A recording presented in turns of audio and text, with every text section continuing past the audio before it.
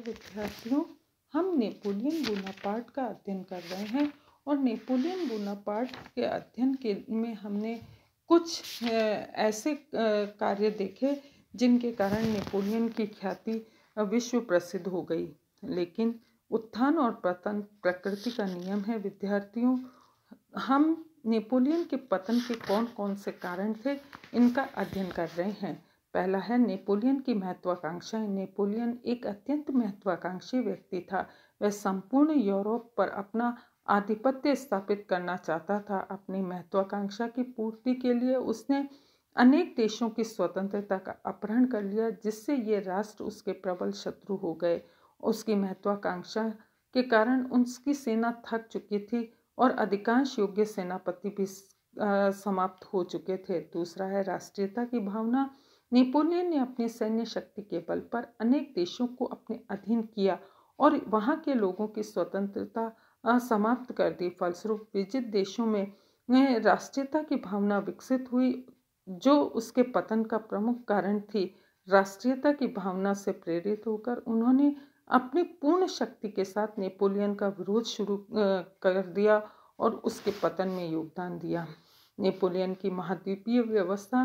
Napoleon ने अपनी महाद्वीपीय नीति से इंग्लैंड जैसे शक्तिशाली देश को अपना प्रबल शत्रु बना दिया। महाद्वीपीय व्यवस्था के कारण अनेक यूरोपीय देशों को आर्थिक कठिनाई का सामना करना पड़ा और वे नेपोलियन के विरोधी बन गए। महाद्वीपीय योजना के विरोध में नेपोलियन ने अनेक देशों के विरुद्ध सैनिक अभियान किए, जिससे उसे जनधन की भीषण क्षति उठानी पड़ी। फ्रांस की नौसैनिक शक्ति की दुर्बलता। विद्यार्थियों, इंग्लैंड का जहाजी बेड़ा फ्रांस की अपेक्षा अधिक शक्तिशाली था। शक्तिशाली जहाजी बेड़े के कारण ही इंग्लैंड नेपोलियन की महाद्वीपीय व्यवस्था को असफल करने में समर्थ हुआ। अपनी नौसैनिक दुर्बलता के कारण नेपोलियन न तो इंग्लैंड पर विजय प्राप्त कर सका और न ही अपनी महाद्वीपीय व्यवस्था को सफलतापूर्वक क्रियान्वित कर सका। अगला है संबंधियों की अयोग्यता। यद्यपि नेपोलियन ने अपने संबंधियों को उच्च पदों पर नियुक्त किया, परंतु वे अयोग्य, कृतघ्न और दुर्बल सिद्ध हुए। संकट के समय किसी भी संबंधी ने उसकी सहायता नहीं की। संकट के समय नेपोलियन का भाई जोसेफ भी स्पेन छोड़कर भाग निकला। उसने स्पेन में नेपोलियन की कठिनाइयां को बढ़ा दिया। पोप से शत्रुता। विद्यार्थियों, महाद्वीपीय व्यवस्था का विरोध करने के कारण नेपोलियन ने पोप के राज्य पर अधिकार कर लिया और पोप को बंदी बना लिया। इससे यूरोप के कैथोलिक लोग नेपोलियन के विरोधी बन गए और संकट के अवसर पर उन्होंने नेपोलियन का साथ नहीं दिया। मोरक्को संकट और अभियान। जून 1812 में नेपोलियन ने 6 लाख सैनिक लेकर रूस पर आक्रमण किया, परंतु इस अभियान में उसके 5,80,000 सैनिक मारे गए। केवल 20,000 सैनिक लेकर ही वह फ्रांस पहुंच सका। इससे नेपोलियन की सैनिक दुर्बलता प्रकट हो गई। इससे उत्साहित होकर इंग्लैंड, रूस, ऑस्ट्रिया, प्रशा ने नेपोलियन के विरुद्ध एक संघ का निर्माण किया और 1813 में लिप्जिंग के युद्ध में उसे पराजित कर दिया।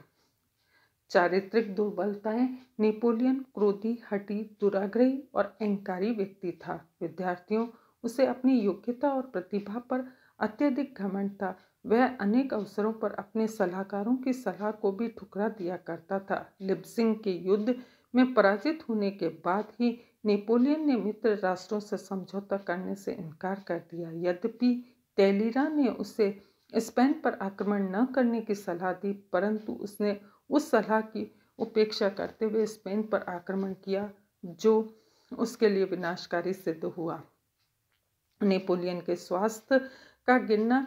विद्यार्थियों, निरंतर युद्धों में भाग लेने तथा कठोर परिश्रम के कारण नेपोलियन का स्वास्थ्य गिरता चला गया।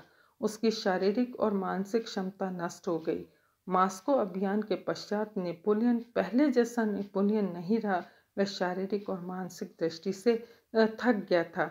विद्यार्थियों, अगला पराजय का कारण है इंग्लैंड से शत्रुता। नेपोलियन के पतन में इंग्लैंड ने महत्वपूर्ण योगदान दिया।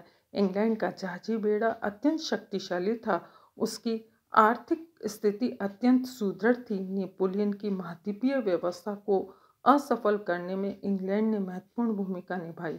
नेक्स्ट है नेपोलियन का सैनिकवाद। नेपोलियन का साम्राज्य सैनिक शक्ति पर आधारित था। विद्यार्थियों, उसका कोई सुदृढ़ आधार नहीं था, वह तलवार के बल पर टिका हुआ था। अतः जैसे ही नेपोलियन की सैन्य शक्ति कमजोर होने लगी, उसका साम्राज्य भी नष्ट होता चला गया।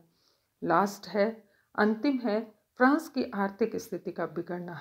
निरंतर युद्धों और महाद्वीपीय व्यवस्था ने फ्रांस की अर्थव्यवस्था को प्रबल आघात पहुंचाया। युद्ध में व्यय की पूर्ति के लिए नेपोलियन की सरकार ने जनता पर अनेक कर लगाए, जिसके परिणाम स्वरूप जनता में असंतोष की भावना विकसित हुई। आर्थिक संकट के कारण फ्रांस दुर्बल हो गया और अंत में उसे पराजित होना पड़ा।